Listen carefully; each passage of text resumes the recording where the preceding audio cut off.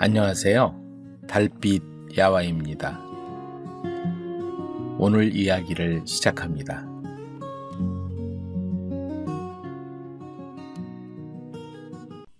장사꾼이 만난 새노인. 어느 마을에 민석이란 젊은 장사꾼이 살고 있었다. 그는 부지런하고 성실했지만 돈이 전혀 벌리지 않았다. 새벽부터 밤늦게까지 일해도 주머니가 항상 가벼웠고 다른 상인들은 번창하는데 언제나 제자리만 맴돌았다. 땀 흘린 만큼 벌면 좋은데 세상이 원망스럽구나. 민석은 한숨을 내쉬며 빈 주머니를 만지작거렸다. 마을 사람들은 그를 보며 혀를 찼다. 게으르지도 않고 정직한데 왜 장사가 안 될까? 운이 없나 보지. 복이 없는 걸 어쩌겠어? 어느 날 그는 결심했다. 이번엔 먼 장터로 나가보자. 장사가 잘 될지도 몰라. 그는 낡은 지게에 물건을 지고 새벽길을 나섰다. 길은 험하고 안개가 자욱했다. 마치 그의 인생처럼 앞이 보이지 않았다. 민석은 걸으며 생각했다. 다른 상인들하고 뭐가 다를까? 물건의 질이 나쁜 것도 아니고 가격도 적당한데 왜 손님들이 오지 않을까? 그는 자신의 태도나 말씨에 문제가 있는지 곰곰이 생각해봤지만 특별히 잘못된 걸 찾을 수 없었다. 다만 한 가지 확실한 건 성공한 상인들은 모두 사람들과의 관계가 좋다는 점이었다. 해가 채 뜨기 전 산길 어귀에서 허리가 굽은 늙은 노인이 앉아 있었다. 낡은 옷을 입고 지팡이에 의지한 채 힘겹게 숨을 쉬고 있었다. 노인은 민석이 다가오는 소리를 듣고 고개를 들었다. 젊은이, 물 한 모금만 주게나. 목이 말라 죽을 것 같구먼. 노인은 목소리가 갈라져 있었고 눈에는 간절함이 담겨 있었다. 하지만 민석은 마음이 급했다. 장터에 늦으면 좋은 자리를 놓칠 테고 그러면 또 하루 장사가 망칠 것이다. 물통은 있었지만 길이 멀어 자기가 마실 물도 부족할 판이었다. 죄송합니다, 영감님. 급한 일이 있어서요. 민석은 노인을 힐끗 쳐다보고 그냥 지나치더니 뒤도 안 돌아보고 발걸음을 재촉했다. 뒤에서 노인의 목소리가 들려왔다. 복이 멀리 달아나겠구나. 그 말이 마음에 걸렸지만 민석은 뒤돌아보지 않았다. 나중에 돌아올 때 도와드리지 뭐. 그는 그렇게 변명하며 걸음을 재촉했다. 하지만 왠지 모르게 마음이 편치 않았다. 목마른 노인의 모습이 자꾸 떠올랐고 간절한 눈빛이 마음 한구석에 남아있었다. 장사가 잘 되면 돌아올 때 꼭 도와드려야겠다. 민석은 그렇게 다짐했지만 이미 늦은 후에였다. 한참을 가다 보니 좁은 길목에 짐을 떨어뜨린 노파가 서 있었다. 무거운 짐보따리가 길 한복판에 떨어져 있었고 노파 혼자서는 도저히 들 수 없어 지나가는 사람을 기다리고 있는 것 같았다. 젊은이, 짐 좀 들어줄 수 있겠나? 혼자서는 도저히 안 되겠구려. 노파가 애원하듯 부탁했다. 민석은 잠시 고민했다. 자신의 지게도 무거웠고 남의 짐까지 들어주면 장터에 도착할 때까지 너무 힘들 판이었다. 게다가 시간도 지체될 것 같았다. 죄송하지만 제 것도 무겁습니다. 저도 급한 일이 있어서요. 민석은 미안한 마음을 억누르며 말했다. 그는 빠르게 걸음을 재촉했다. 그러나 몇 걸음 가지 않아 산빛 아래서 발이 미끄러져 지게를 통째로 쓰러뜨렸다. 요란한 소리와 함께 애써 준비한 물건들이 굴러 떨어졌다. 도자기 절반이 깨져버렸고 과일도 상당수 못쓰게 되어버렸다. 이런... 민석은 절망했다. 이제 장터에 가봤자 제대로 장사를 할 수 없을 것 같았다. 깨진 물건들을 주워 담으며 그는 처음으로 의문을 품었다. 이상하네. 노인 말에 복이 달아난다더니. 민석은 마음이 씁쓸해졌다. 혹시 앞에서 만난 노인들과 관련이 있는 걸까? 하지만 여전히 확신할 수는 없었다. 다만 점점 더 마음이 불안해졌다. 노을이 깃든 산길, 장터에서 돌아오는 길이었다. 예상대로 장사가 형편없었다. 깨진 물건들로는 제값을 받을 수 없었고 겨우 몇 푼 받고 팔았다. 하루 종일 수고한 대가치고는 너무 초라한 결과였다. 마지막 고갯마루에 또 한 명의 노인이 있었다. 하얀 옷에 갓을 쓴 어딘가 신비로운 사람이었다. 앞에 두 노인과는 달리 이 노인에게서는 평온하고 자비로운 기운이 느껴졌다. 그가 조용히 물었다. 이복의 젊은이, 오늘 하루 어찌 보냈는가? 민석은 그제야 하루를 돌이켜보았다. 자신이 얼마나 이기적이었는지, 얼마나 눈앞의 이익만 쫓았는지 깨달았다. 도움이 필요한 사람들을 외면하고 오로지 돈벌이에만 급급했던 결과 오히려 더 큰 손해를 보았다. 민석은 부끄러워 고개를 숙였다. 제가 욕심이 많았습니다. 사람보다 돈을 먼저 생각했습니다. 도움이 필요한 분들을 외면하고 제 이익만 챙기려 했습니다. 그리고 두 손을 가지런히 모아 공손히 고개를 숙였다. 진심에서 나오는 마음으로부터의 표현이었다. 늙은 어른을 3번 만나고서야 진짜 도리를 배웠습니다. 예의가 무엇인지, 사람을 대하는 마음이 무엇인지 이제야 알겠습니다. 그 순간 바람이 불어와 노인의 옷자락이 흩날렸다. 노인은 자비로운 미소를 지으며 말했다. 이제야 내가 복을 받을 자격이 생겼구나. 복은 남을 대하는 마음에서 시작되는 법이다. 그리고는 안개 속으로 사라졌다. 민석은 한참 동안 그 자리에 서서 노인이 사라진 방향을 바라보았다. 마음 깊은 곳에서 무언가 변화하는 것을 느꼈다. 그날 이후 민석의 장사는 이상하게도 술술 잘 풀렸다. 하지만 더 중요한 변화는 민석의 마음가짐이었다. 그는 장터에 나갈 때마다 먼저 인사를 했다. 다른 상인들에게, 손님들에게, 길에서 마주치는 모든 사람에게 정중하게 인사를 건넸다. 도움이 필요한 사람이 있으면 기꺼이 도움을 주었다. 민석이 요즘 운이 튀었구먼. 장사가 잘 되나 보네? 복 받았어. 그는 웃으며 대답했다. 운이 아니라 도리를 배웠을 뿐이지요. 복은 인사 속에 사람을 대하는 마음 속에 있었어. 제가 먼저 마음을 열고 다가가니 사람들도 마음을 열어주더군요. 민석은 그 후로 장터에서 마주치는 이에게 먼저 인사하는 습관을 지켜나갔다. 나이가 많든 적든, 부자든 가난하든 상관없이 모든 사람을 정중하게 대했다. 그러자 사람들도 그를 신뢰하기 시작했고 단골 손님도 늘어났다. 세월이 지나 그는 큰 상인이 되었지만 사람들은 여전히 그를 예의 바른 장사꾼이라 불렀다. 민석은 그 별명이 자랑스러웠다.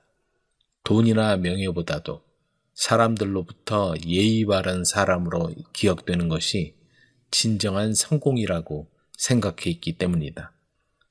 그는 평생 세 노인의 가르침을 잊지 않았다. 첫 번째 노인에게선 무관심의 대가를, 두 번째 노인에겐 이기심의 결과를, 세 번째 노인은 진정한 도리의 가치를 깨우쳐 주었다는 것을. 그 세 번의 만남이 그의 인생을 완전히 바꾼 것이다. 네 번째 아내를 구하는 선비. 오늘도 박선비는 집을 나섰다. 10리나 떨어진 그의 친구 이참판의 집을 찾았다. 예사 손님 같으면 사랑대문 앞에서 주인의 승낙을 얻은 다음 들어갈 것인데 박선비는 이참판의 집 사랑을 들어가는 것은 마치 자기 집을 들어가듯 아무 말 없이 선뜻 들어섰다. 박선비가 사랑마루로 올라서자 주인 되는 이참판은 마루에 누워 낮잠을 자는 중이었다. 이보게, 할 일 없이 백주 대낮에 잠을 잤다니 자네 팔자가 상팔자구먼. 자네 언제 왔나? 이참판은 박선비를 보고 눈을 비비며 일어나 앉았다. 두 사람이 친구가 된 건 10여 년 전 일이다.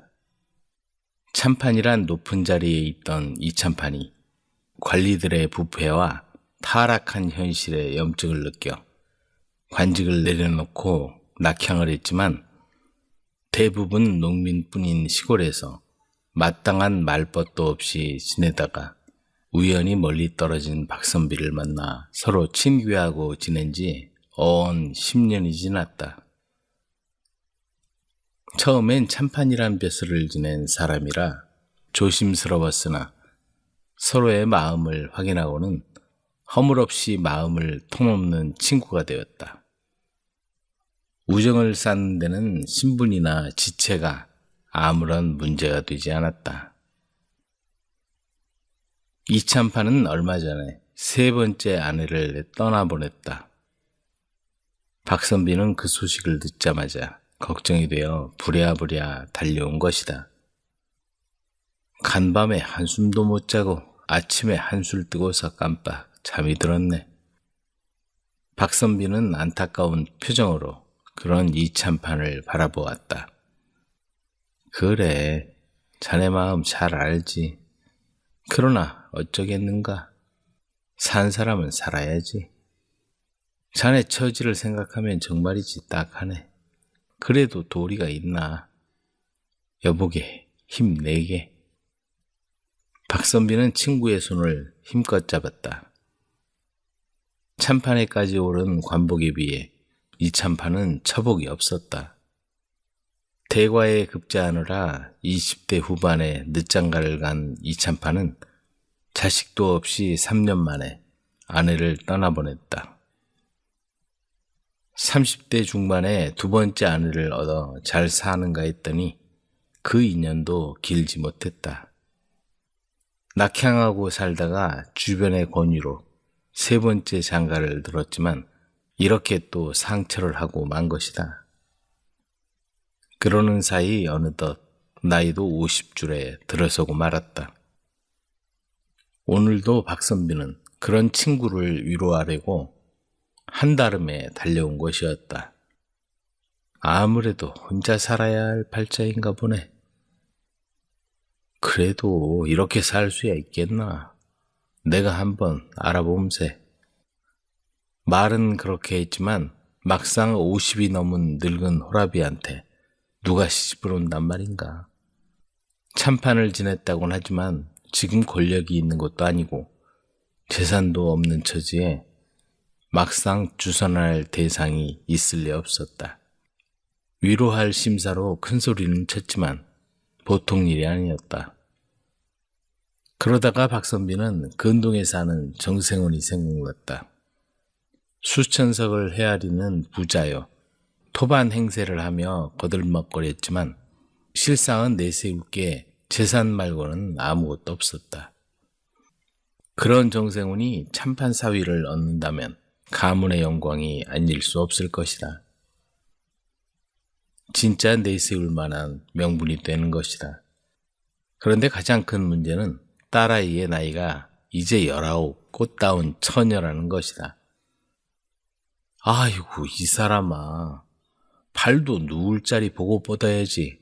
50이 넘은 나이에 처녀장가라니. 그것도 네 번째인데 무슨 소리야. 이참판은 그 말에 고개를 절레절레 흔들었다. 하지만 박선비는 뜻을 굽히지 않고 다시 말했다. 아니지. 믿져야 본전인데. 안 될 때 안 되더라도 해보지 못할 일이 어디 있겠나. 한 번 말이라도 꺼내볼 테니 자네는 굿이나 보고 떡이나 먹게. 박선비는 이와 같이 말을 꺼내고는 어느 날 근동에 사는 지인들을 모두 집으로 초대했다. 물론 그 중엔 이참판과 정생원도 끼어 있었다. 그때 박선비는 무슨 생각인지 정생원에게 술을 한없이 권하는 것이었다. 밤이 깊도록 술잔이 오고 가니 모두 얼큰하게 취기가 올랐고 마지못해 마신 술에 정생원도 어지간히 만취가 되었다. 그때 박선비가 지나가는 듯이 정생원에게 말을 건넸다.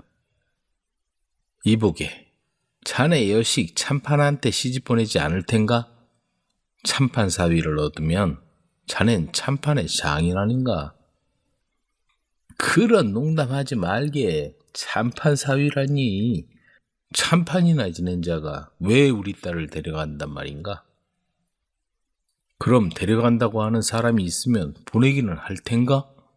자네 옆자리에 앉은 저 사람이 바로 참판 벼슬을 지냈지. 어떤가? 인물 좋고 글 잘하고 두말 말고 그렇게 하게. 소문은 들었지만 서로 초면인지라 정생호는 취한 눈을 크게 뜨고 바라보았다. 그때 좌중에 앉았던 사람들은 그 말을 듣고 모두가 깜짝 놀랐다. 뿐만 아니라 정생호의 머리도 복잡했다. 인품은 좋아 보이지만 나이대가 자기와 동년배인데 그런 양반에게 자기 딸을 보내다니 그게 무슨 소린가? 하지만 참판 사위를 얻으면 명실공히 내세울 만한 집안이 되지 않겠는가? 아내와 한번 상의해 보겠네. 그리고는 밤늦게 집으로 돌아왔다. 다음 날 아침 정생호는 아내에게 미적미적 그 얘기를 꺼냈다. 뭐라고요, 영감? 지금 제정신이요? 50 넘은 호라비한테 딸을 주겠다니요? 참판 아니라 참판 하랍이라도 그렇게는 안 되지. 그냥 한번 해본 소리요. 그 뒤 한 달이 못 되어 정생원 부인은 산 넘고 물 건너 수십 리나 떨어진 집안과 정혼을 맺었다. 근처엔 눈에 차는 집안이 없어 굳이 먼 곳에 있는 집안과 정혼하게 된 것이다.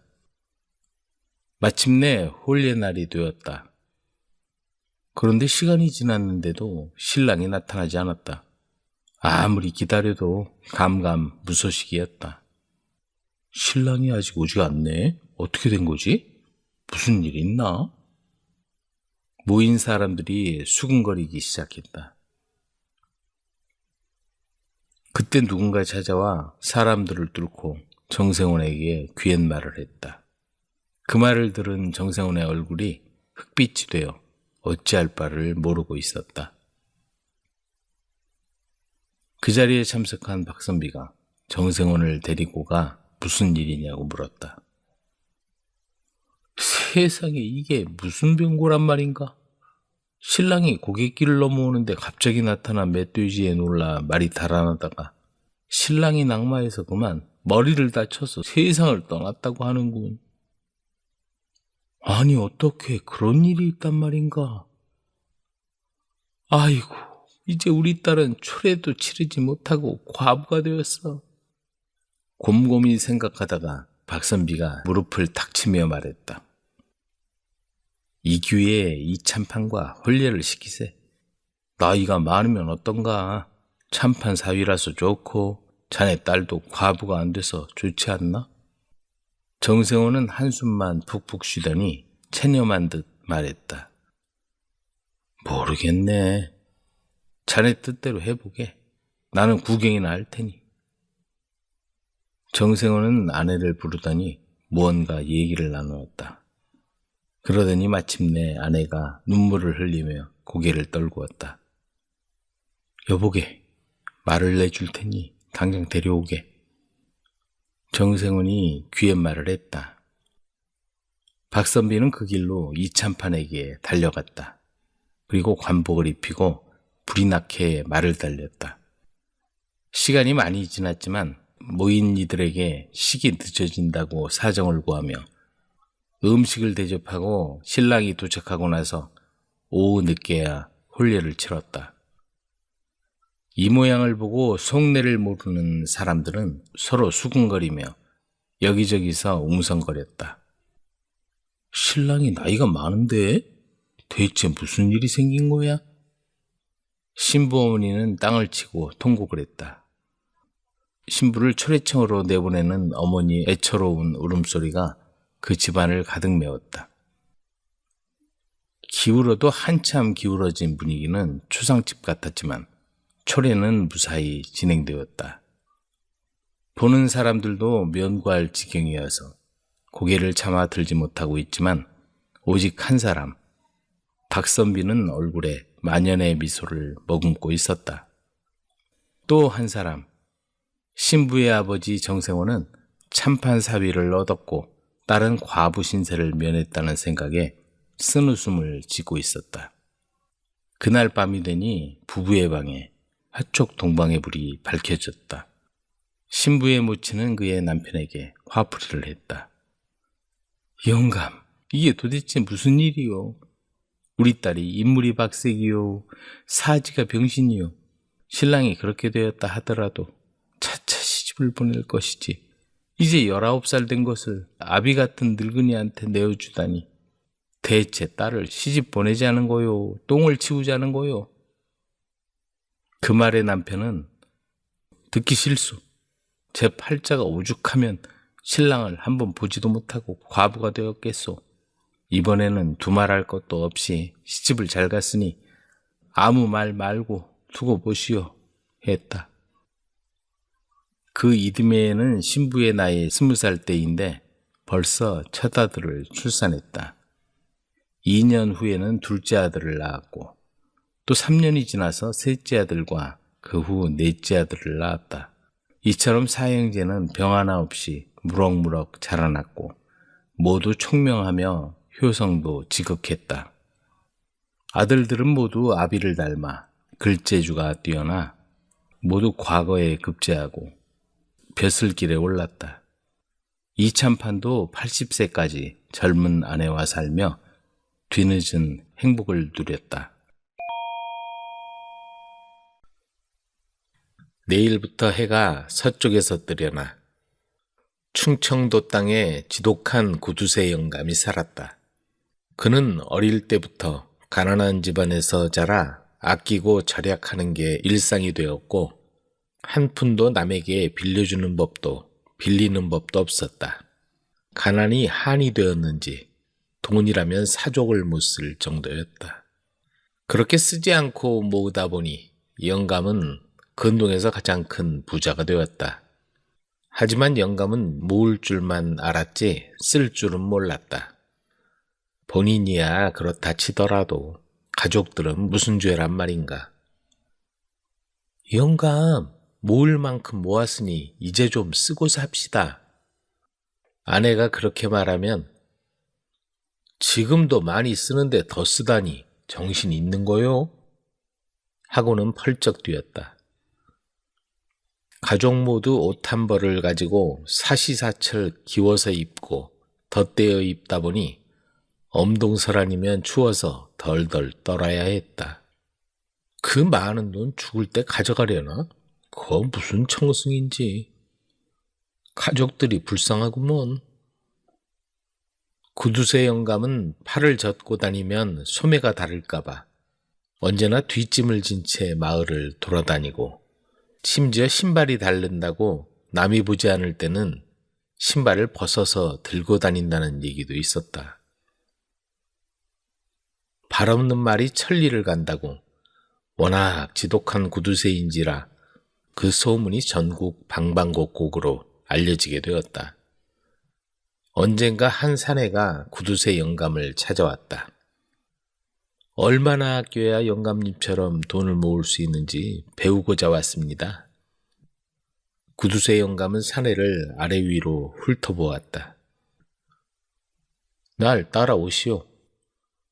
구두쇠 영감은 사내를 데리고 뒷산으로 올라가더니 낭떠러지 끝에 뻗어있는 소나무 가지를 가리켰다. 저기에 매달리시오. 사내는 망설이다가 가까스로 가지에 매달렸다. 이제 한 손을 놓아보시오. 아래를 보니 천길 낭떠러지였다. 사내는 얼굴이 사색이 되어 두 손으로 소나무 가지를 더 힘껏 붙들었다. 자, 이제 내려오시오. 사내가 땀을 뻘뻘 흘리며 가지에서 내려왔다. 지금 소나무 가지를 붙든 것처럼 돈이 들어오면 그렇게 하시오. 그게 나처럼 돈을 모을 수 있는 비결이요. 사내는 깨달음을 얻은 듯 고개를 끄덕이더니 그 길로 고향으로 돌아갔다. 영감은 슬하에 아들, 딸, 남매를 두었다. 며느리를 들일 때도 하도 씀씀이가 인색해서 아들은 힘들게 장가를 가야 했다. 아버진 아들보다 돈이 먼저인가 봐. 아들이 화가 나서 투덜거렸다. 그래서 아들은 아버지 도움을 받는다는 건 아예 꿈도 꾸지 않았고 자기 힘으로 자수성가했다. 딸의 사정도 마찬가지였다. 부잣집 딸이 이게 뭐니? 딸은 부끄러워 고개를 숙였다. 구두쇠 영감의 환갑이 다가왔다. 지금은 환갑이면 인생 후반기를 시작하는 나이지만 그 시대엔 황혼기에 접어드는 나이였다. 구두쇠 영감은 아내와 자식들을 불러서 중대 발표를 했다. 마누라, 지금까지 사느라고 고생 많았지? 평생 힘들게 해서 미안하구먼. 너희들도 아버지 원망 많이 했을 거야. 내가 가진 것도 없이 워낙 힘들게 살다 보니 너희들에게까지 가난을 물려주고 싶지 않아서 허리띠를 더 졸라맨 것 같구나. 이거 받아라. 구두쇠 영감은 자식들에게 전담 문서를 건넸다. 그리고 아내에게 금고 열쇠를 맡기고 필요하면 언제든지 마음대로 쓰라고 했다. 아내와 자식들은 그동안에 서운하고 원망했던 마음이 봄눈 녹듯 순식간에 녹아버리고 아버지의 마음을 이해하게 되었다. 구두쇠 영감의 환갑잔치가 열리는 날이었다. 초대를 받은 동네 사람들은 별로 달갑지 않은 표정이었다. 워낙 구두쇠 영감이라 차린 거나 있으려고? 글쎄 말이야. 그렇게 수군거리며 영감의 집에 들어선 사람들은 떡 벌어진 잔치상을 보고 입을 다물지 못했다. 온갖 사내진미와 갖가지 요리가 상다리가 휘어지도록 차려져 있는 게 아닌가. 이게 무슨 일이지? 내일부터 해가 서쪽에서 뜨려나? 그때 구두쇠 영감이 모인 사람들에게 한마디 했다. 가난을 물려주지 않으려고 지독한 구두쇠로 지난 세월을 살아왔어. 그 덕분에 내 자식들은 부모한테 기대지 않고 혼자 힘으로 살아가게 되었어. 이제 그동안 모은 재산을 모두 어려운 이웃들을 위해 쓰려고 하오. 그 말을 듣자 모두 믿을 수 없다는 표정이었지만 잠시 후 영감의 진심을 확인하자 잔잔한 감동이 일었다. 그곳에 모인 사람들은 모두 구두쇠 영감의 환갑을 진심으로 축하해 주었다. 그때 그 마을에서 어렵게 사는 노부부가 구두쇠 영감 앞에 나와 무릎을 꿇고 절을 하는 것이었다. 모인 사람들은 어리둥절해서 서로 얼굴만 쳐다보고 있었다. 그러자 남자가 일어서더니 사연을 들려주었다. 아주 오래전 일입니다. 젊은 시절 다리를 다쳐 잘 걷지도 못하고 누워있던 적이 있었는데 제가 일을 못하자 아내가 대신 산에 올라가 나무를 하다가 뒹굴어서 허리를 다쳤지요. 그러다 보니 밥 한 끼 먹는 것도 힘들 지경이었죠. 그런데 언제부턴지 매달 초하룻날 이른 아침마다 한 달치 양식이 문 앞에 놓여 있더군요. 한두 번 그러려니 했지만 계속 이어져서 어느 날엔가 작심하고 지켜봤더니 저 어른이 곡식자루를 놓고 가더군요. 그 덕분에 어려움을 면할 수 있었지요. 지금에서야 고맙다는 인사를 하게 되었습니다. 그 말을 들은 동네 사람들은 구두쇠 영감을 오해한 사실을 부끄러워했다. 구두쇠 영감은 한평생 힘들게 모은 전 재산을 어려운 사람들을 위해 아낌없이 썼다. 돈은 어떻게 모으느냐도 중요하지만 어떻게 쓰느냐가 더 중요한 것이다. 우물랑상의 비밀. 한 선비가 깊은 골짜기를 지나고 있었다. 이번에도 낙방하면 이제 그만둬야겠다. 칠전팔기라는 말은 있어도 팔전국이라는 말은 없는데 장시성을 가진 선비는 그동안 과거에 8번을 낙방하고 이번이 9번째였다. 집을 떠나올 때 동구 밖까지 따라 나온 아내에게 말했었다. 이번에도 낙방하면 농사라도 지어 더 이상 고생시키지 않겠소. 시집와서 지금까지 남편 뒷바라지 하느라 삭바느질에다가 허드렛 일까지 마다하지 않는 아내를 더는 볼 낯이 없는 까닭이다. 벌써 8번이나 걸어 익숙한 길이지만 산이 험준하고 골짜기가 깊어 길을 잃지 않으려고 정신을 바짝 차려야 했다. 여기서 잠시 쉬었다 가자. 장선비는 낙엽이 쌓여 푹신한 자리에 잠시 머물렀다. 그런데 피곤한 탓인지 그만 깜빡 잠이 들고 말았다. 얼마나 잤을까? 솔잎이 찌르는 바람에 눈을 떠보니 이미 캄캄한 한밤중이었다. 깜빡 잠이 들었구나. 어쩌지? 이거 큰일 났네. 그때 사방을 두리번거리던 선비의 눈에 희미하게 불빛이 비치는 초가집 한 채가 보였다. 이런 곳에 집이 있네? 이전엔 본 적이 없었는데.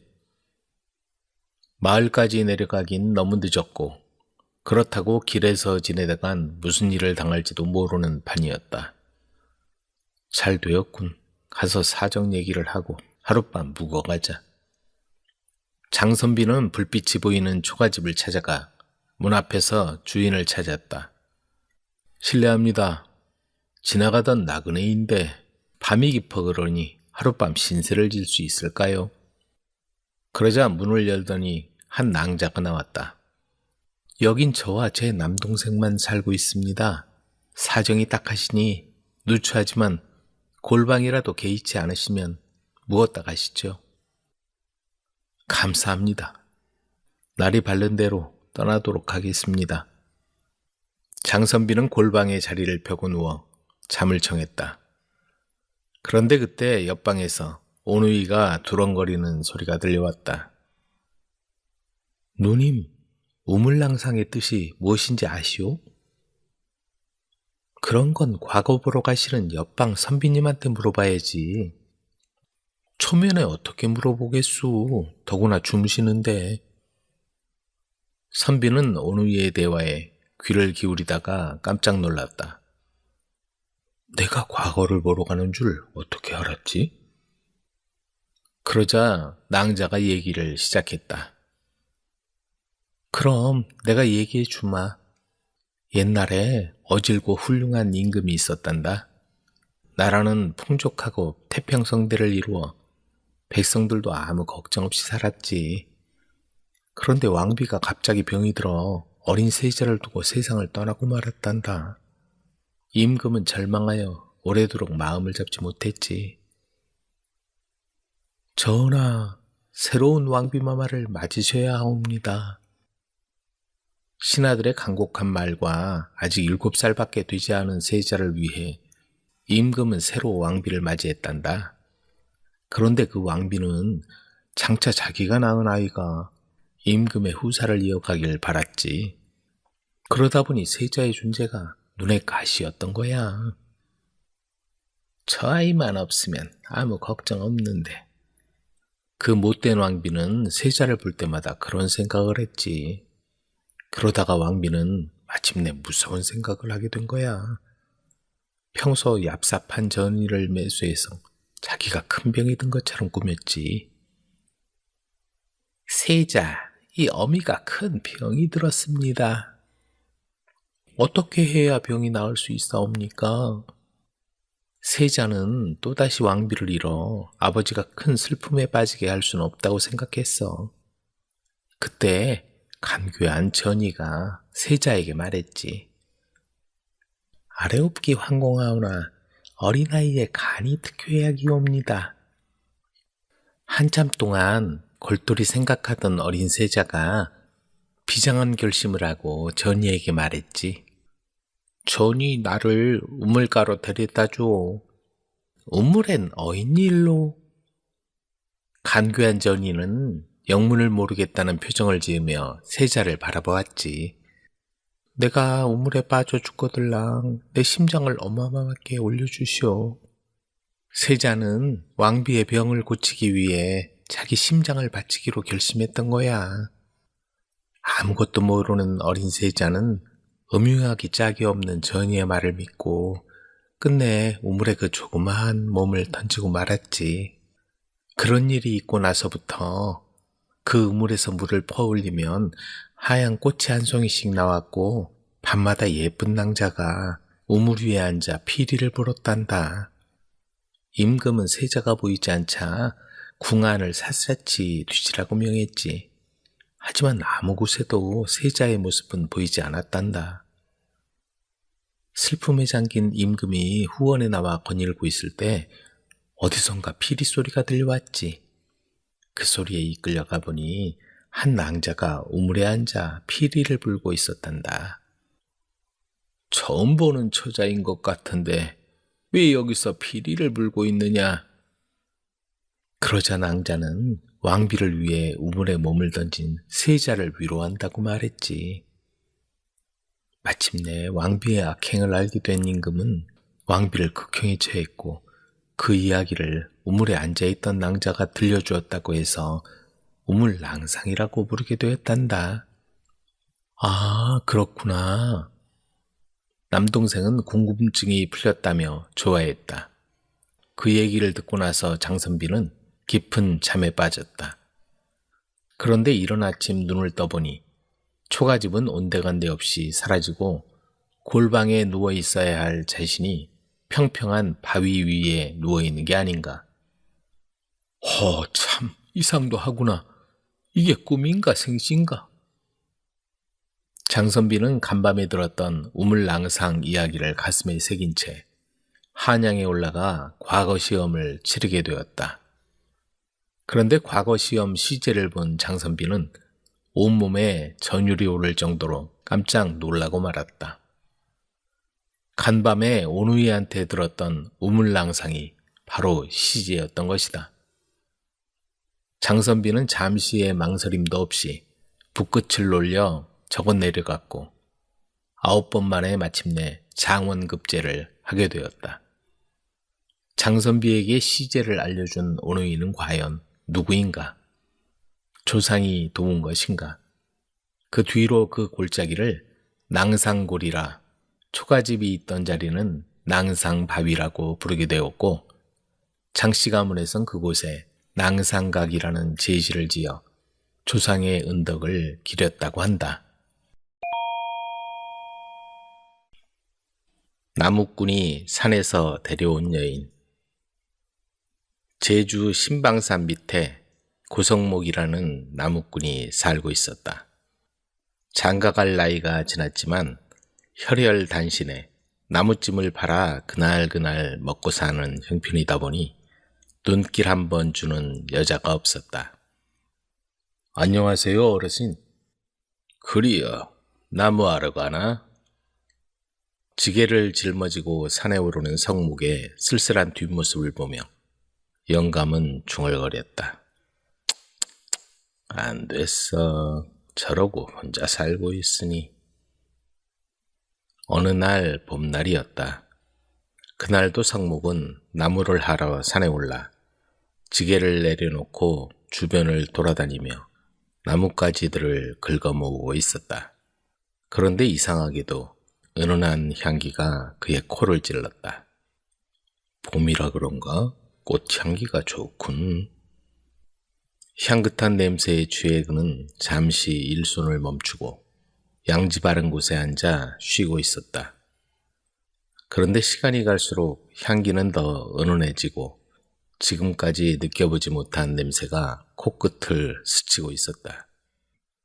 하늘은 맑고 구름이 뭉게뭉게 떠 있었으며 나뭇잎은 햇빛에 반사되어 반짝이고 있었다. 풀밭에 벌렁 누워있던 그는 오랜만에 편안함을 느꼈다. 그동안 외롭게 살며 자신을 측은하게 생각했던 모든 슬픔과 외로움이 다 사라지는 느낌이었다. 그때 어디선가 부스럭거리는 소리가 들렸다. 뭐지? 행복한 미소를 짓고 있던 성묵은 소스라치게 놀랐다. 전에도 늑대를 마주치는 바람에 곤혹을 치른 적이 있었기 때문이다. 성묵은 벌떡 일어나서 소리나는 곳을 노려보았다. 그런데 뜻밖의 나타난 건 꽃처럼 아름다운 여인이었다. 묘한 안개에 살며시 덮여 걸어오고 있는 여인은 참으로 아름다웠다. 아니, 세상 사람이 아니고 선녀 같았다. 이런 곳에 저런 사람이 있더니 틀림없이 여우가 둔갑한 거야. 그렇게 생각한 성묵의 마음을 알았던지 여인은 성묵 앞으로 사뿐사뿐 다가왔다. 그렇게 놀라지 마십시오. 전 신방덕이라 하온데 이곳에서 잠시 머무는 중입니다. 신방덕? 네, 그렇습니다. 다소곳이 고개를 숙여 대답하는 여인은 웃음을 머금고 서 있었다. 눈부시게 아름다운 이 여인에게서 향기로운 냄새가 풍겨나왔다. 마치 하늘에서 내려온 선녀 같은 모습에 성목은 넋을 잃고 여인의 얼굴을 똑바로 쳐다보며 말했다. 어인일로 이런 산중에 혼자 사시는지요? 그런 것은 묻지 마세요. 하오나 이렇게 댁을 만났으니 제가 머무는 곳을 보여드리시오. 여인은 미소를 지으며 그렇게 말하고는 앞장을 서서 걸어가는 게 아닌가. 성목은 여인의 말에 이끌려 자신도 모르게 여인을 따라가고 있었다. 잠시 후 여인이 멈춘 곳은 근처 동굴이었다. 제가 머무는 곳입니다. 잠시 들렀다 가시죠. 성묵은 선뜻 들어가기를 망설이며 주춤거리고 서 있었다. 그러자 여인은 그 마음을 알아차린 듯이 부드러운 미소를 지었다. 걱정하지 마세요. 전 하늘에서 내려온 선녀랍니다. 이곳이 너무 아름다워 잠시 머무는 중이지요. 성목은 마음을 놓고 여인을 따라 동굴 안으로 들어섰다. 향기가 진동하는 그곳에서 성목은 여인이 내온 차를 마셨다. 지상에서는 맛보지 못한 신비한 맛이었다. 그 뒤로 성목은 산에 오르면 동굴을 찾아 여인과 시간을 보냈다. 마침내 둘 사이에 사랑이 싹텄고 성목은 여인을 데려와 부부의 연을 맺었다. 어디서 저런 절세 미인을 데려와 색시로 삼은 거요? 이 사람아, 그래서 사람 팔자 알다가도 모른다는 거요. 이 소문은 마을에서 마을로 삽시간에 파다하게 퍼지고 근동에서는 만나는 사람마다 그 얘기로 시간 가는 줄을 모를 정도였다. 안녕하세요, 어르신. 싱글벙글 하는 걸 보니 자네 기분이 좋은가 봐. 그럼요, 좋고 말고요. 아내를 데려온 후 성목의 얼굴엔 미소가 떠나지 않았다. 그런데 성목의 아내에 대한 소문이 이렇게 퍼지고 보니 관가에서도 이를 모를 리가 없었다. 술 좋아하고 여자 좋아하는 고을 사또가 이 소문을 듣고 가만히 있을 리가 없었다. 사또는 백성들을 시찰한다는 명목으로 아전들을 이끌고 성목의 마을을 찾아왔다. 이리 오너라. 집 근처에서 아전들이 갖은 위엄을 부리며 소리치자 한 여인이 나왔다. 사또는 고개를 끄덕거리며 돌아서서 생각했다. 나무꾼 주제에 어디서 저런 여인을 얻은 거지? 조금만 기다려라. 내가 호강시켜 줄 테니. 사또는 여인을 보고서 하루라도 빨리 자기 여자로 만들어야겠다는 흑심을 품었다. 그는 관가로 돌아오면서 여인을 빼앗을 궁리를 골똘히했다. 그 당시 그 마을에서는 도적들이 기승을 부리고 있었다. 그래, 그놈은 도둑이야. 그렇고 말고. 사또는 나무꾼에게 잊지도 않은 죄를 갖다 붙이며 당장에 잡아들이라고 명령했다. 여봐라, 당장 나무꾼 고성목을 잡아들여라. 사또는 잡혀온 나무꾼을 보자 호령을 하며 겁을 주기 시작했다. 너 신방산 도적대 일당이지? 아니옵니다. 전 나무롤에서 파는 나무꾼입니다. 거짓말 마라. 네 마누라도 납치해서 사는 것 아니냐? 그렇지 않습니다, 사또. 그러면 어디서 데려왔느냐? 그건... 성목은 산속에서 우연히 만났다고 얘기할 수가 없었다. 왜 말을 못하느냐? 여봐라. 정신이 번쩍 들게 해주고 실토를 할 때까지 오게 가두어라. 사또는 도적이라는 죄를 씌워 성목을 옥에 가두어 버렸다. 그리고는 성목의 집에 아전을 보내 여인을 데려오도록 일렀다. 그러나 아전들이 나무꾼의 집을 찾아가니 여인은 자취도 없이 사라지고 집안은 텅 비어 있었다. 뭐라고? 아무도 없더란 말이냐? 당장 나무꾼을 끌고 오너라. 사또는 나무꾼을 끌어내서 무릎을 꿇렸다. 여인을 어디로 보냈느냐? 알지 못하옵니다. 옥에 갇혀 있는데 어찌 알겠습니까? 포조를 시켜 몇 날 며칠을 지켜서 있어도 여인은 나타나지 않았다.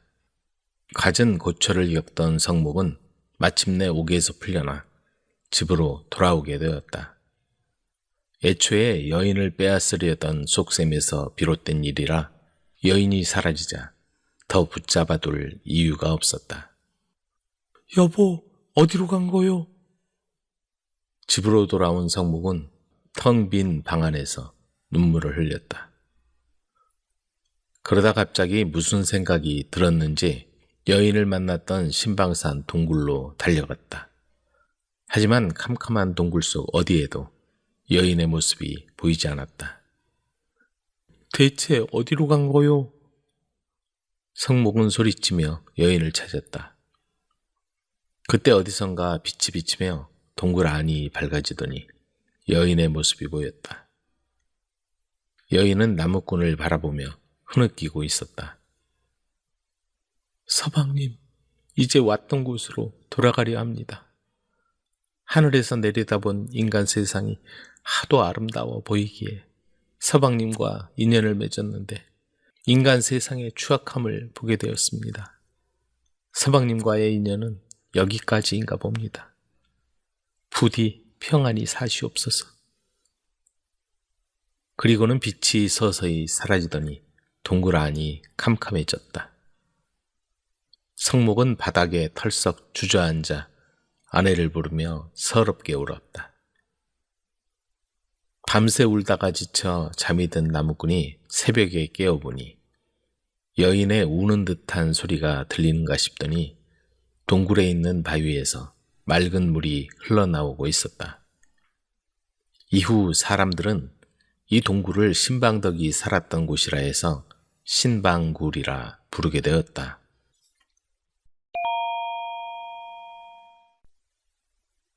영감이 목에 건 하얀 손수건. 어느 마을에 마음씨 착한 영감이 살고 있었다. 어느 늦은 저녁, 고개를 넘고 있는데 뒤에서 무언가 자꾸 따라오는 느낌이 들었다. 처음에는 바람에 날리는 나뭇잎인 줄 알았지만 점점 이상한 생각이 들었다. 조심스럽게 뒤를 돌아봤지만 이미 어둠이 짙어져 아무것도 보이지 않았다. 그런데 갑자기 어디선가 날카로운 울음소리가 들리더니 빨간 여우 한 마리가 입에 손수건을 물고 도망치는 게 아닌가. 영감은 깜짝 놀라 멍하니 서 있다가 문득 눈앞에 소나무 가지에 하얀 손수건이 걸려있는 걸 발견했다. 응? 저게 뭐지? 아까 여우가 물고 가던 손수건 아닌가? 영감은 중얼거리며 손수건을 주워 주머니에 넣고 집으로 돌아왔다. 저녁을 먹고 난 뒤 아내에게 고개에서 있었던 일을 들려주며 손수건을 보여주었다. 겉보기엔 그냥 평범한 손수건이었다. 이런 걸 뭐하러 가져왔대유? 꺼림직하니 그냥 버려유. 아내가 타박하자 영감은 고개를 갸우뚱하며 손수건을 머리에 둘러보았다. 아무 일도 일어나지 않았다. 별거 아니네. 그런데 이번에는 장난삼아 손수건을 목에 매보았다.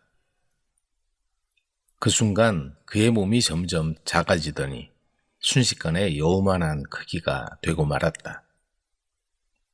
아이고 여보, 마누라. 영감과 아내는 소리를 질렀지만 어떻게 할 도리가 없었다. 몸이 점점 줄어들어 개미만해지자 영감은 허둥지둥 손수건을 풀었다. 그러자 마법이 풀리듯 몸이 다시 원래대로 돌아왔다. 이거 정말 영물이구먼. 꼼짝없이 개미가 되는 줄 알았네. 영감은 신기한 듯 손수건을 내려다보았다.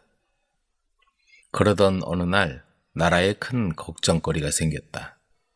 왕이 이웃나라의 성질 고약한 왕과 서로 바둑을 두었는데 3판 연속 이겨버린 것이다. 이에 화가 난 이웃나라 왕이 새로운 내기를 제안했다. 이번에는 바둑이 아니라 서로 귀중한 물건을 품고 와서 상대가 그것을 맞히면 이기는 것으로 합시다. 패자는 앞으로 상대 나라에 조공을 바치도록 합시다. 왕은 거절하지 못하고 내기를 받아들였지만 뒤늦게 후회하며 고민에 빠졌다. 이웃나라에는 신통방통하게 점을 잘 치는 점쟁이가 있어서 무엇이든 척척 알아맞혔지만 아무리 찾아봐도 나라 안에 그런 사람이 없었기 때문이다. 그래서 왕은 전국에 방을 붙여 백성들에게 알렸다. 그러자 소문을 들은 영감이 왕을 찾아갔다.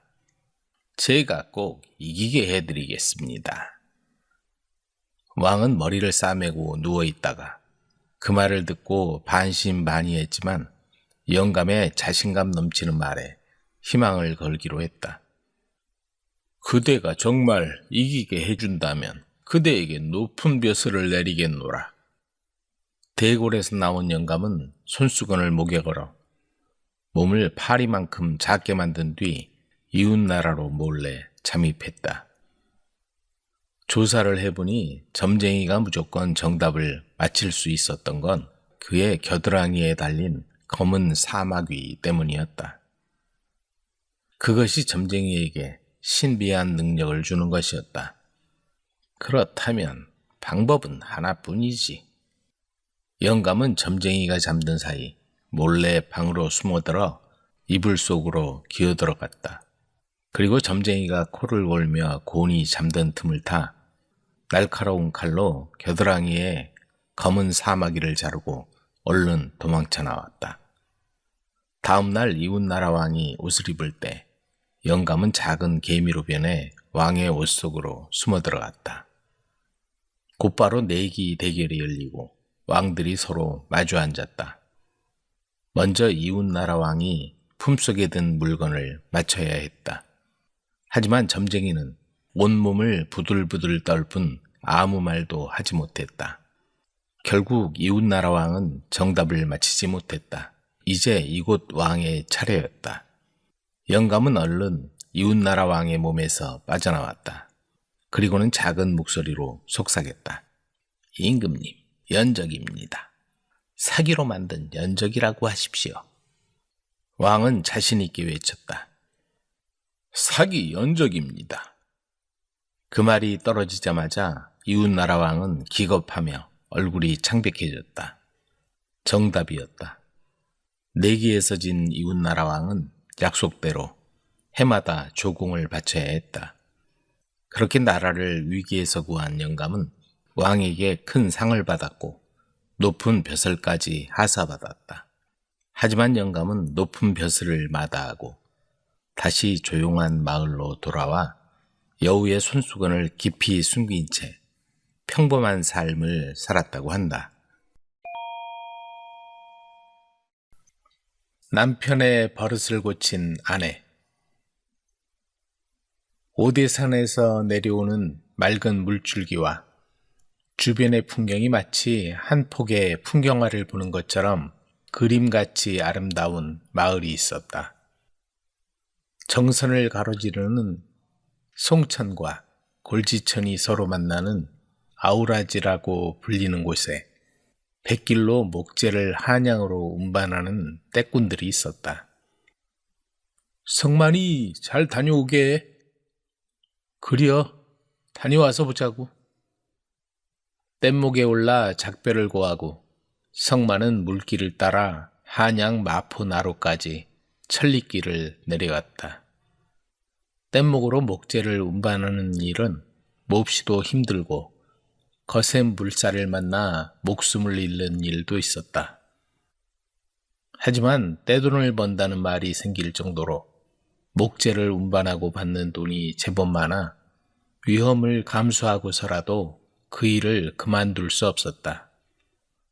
성만을 배웅하고 만식은 아내가 기다리는 집으로 불이 나게 발걸음을 돌렸다. 다녀왔구먼. 수고하셨시오. 어서 들어오세요. 만식의 아내는 반갑게 만석을 껴안고 입맞춤을 했다. 두 사람은 혼인한 지 아직 1년도 채 되지 않아 하루하루 깨볶는 냄새가 났다. 성만은 껌이라도 붙여놓은 듯 일만 마치면 쪼르르 집으로 달려가는 만식을 보면 은근히 부화가 났다. 너무 그러지 말어. 노총각 복장 터뜨릴 생각이여? 성만과 만식은 떼꾼 일을 하면서 친하게 되었다. 성만이 1살 위였지만 둘은 그냥 친구가 되었다. 한시도 떨어진 적이 없이 매일같이 붙어 다녔는데 만식이 색시를 얻은 뒤부터 성만은 혼자가 되었다. 그런 성만을 반겨준 건 장터 주막이었다. 주막에 들러 이쁘장한 작부가 따라주는 막걸리 한 잔에 외로움을 달래곤 했다.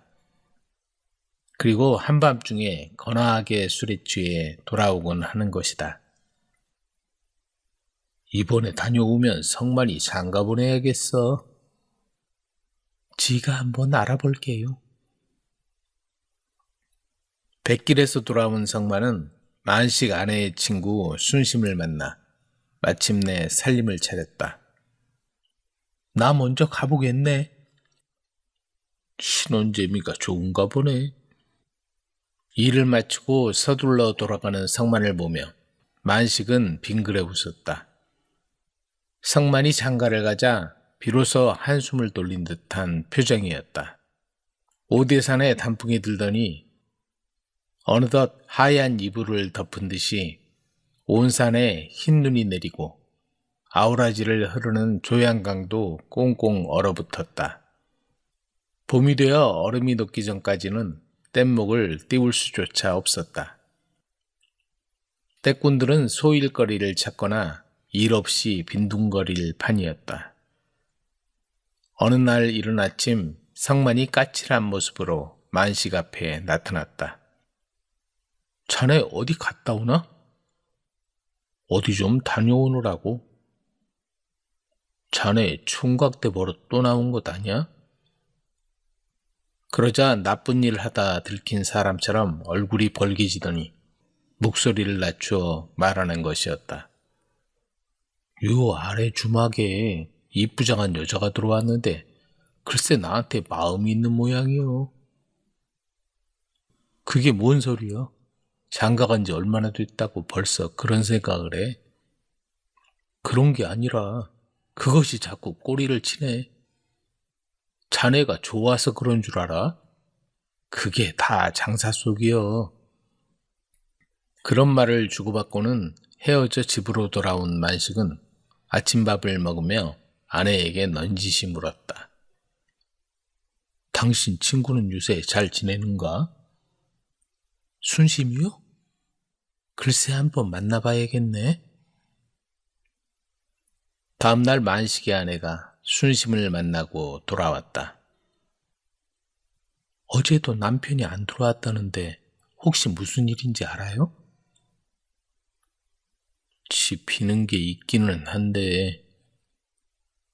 만식은 아내에게 그 얘기를 들려주었다.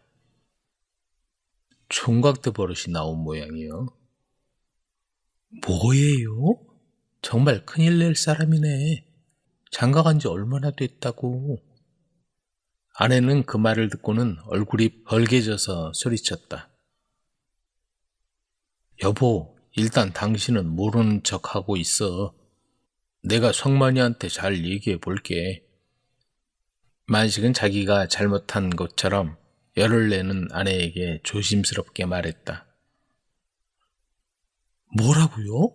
모르는 척하라니. 당장 순심이한테 말해야겠어요.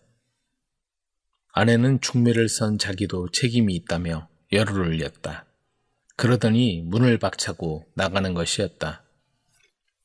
순심아 어디 있니? 숨 넘어가는 친구의 목소리를 듣자 부엌에 있던 순심이가 놀라 뛰쳐나왔다. 왜 그러니 덕자야? 두 여자는 한참 동안 무슨 얘기를 하더니 어디론가 집을 나섰다. 순심을 만나고 점심 무렵이 다 되어 집에 돌아온 덕자가 만식에게 말했다. 오늘 저녁에 배서방하고 구절리 주막에 다녀와요. 구절리 주막에? 무슨 일인데? 가서 둘이서 술 한잔 하고 와요. 그리고는 만식이 귀에 대고 무엇인가 한참을 속삭였다. 그 말을 듣고 만식은 웃음을 터뜨리더니 알았소. 그렇게 해봅시다. 하고 대답했다. 만식이 저녁 무렵 성만을 찾아갔다. 오늘 술이나 한잔 하세. 자네가 웬일인가? 좋은 일이라도 있나? 그러자 만식이 목소리를 낮추더니 말했다. 구절리 주막에 새로 들어온 여자가 있다더구먼. 드디어 자네도 세상 이치에 눈을 떴구먼. 가세. 누구 말인데 안 가겠나? 두 사람은 주막집을 향해 길을 나섰다. 어서 오시오.